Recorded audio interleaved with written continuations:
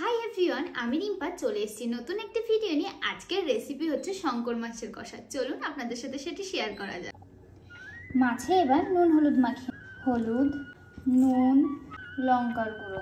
কড়াই গরম হয়ে গেছে, এবার আমি সরষের তেল দিয়ে দেব। কি রে, তেল তো গরম হয়ে গেল, মাছগুলো ভাজ। হ্যাঁ, এই তো দিচ্ছি।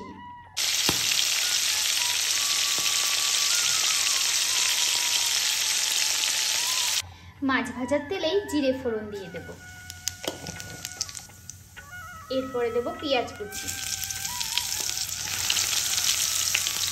আমি এখানে গোটা একটা পেঁয়াজ ব্যবহার করেছি। এবার আমি বাটা মশলাটা দিয়ে দেব।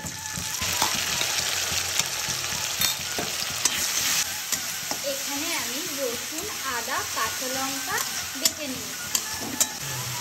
এবার আমি একে একে গুঁড়ো মশলাগুলো দিয়ে দেবো। দেবো হলুদ, লঙ্কার গুঁড়ো,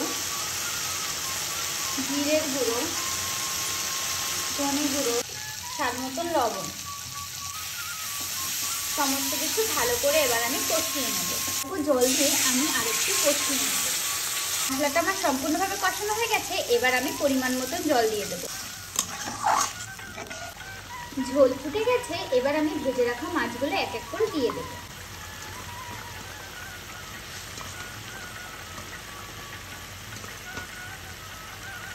কেটে রাখা টমেটোটাও এবার দিয়ে দেব।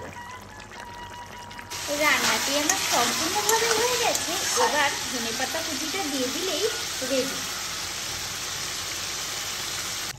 ধনেপাতা কুচি দিয়ে দিয়েছি, নামিয়ে নিলেই সম্পূর্ণভাবে তৈরি হয়ে যাবে আমাদের শঙ্কর মাছ কষা।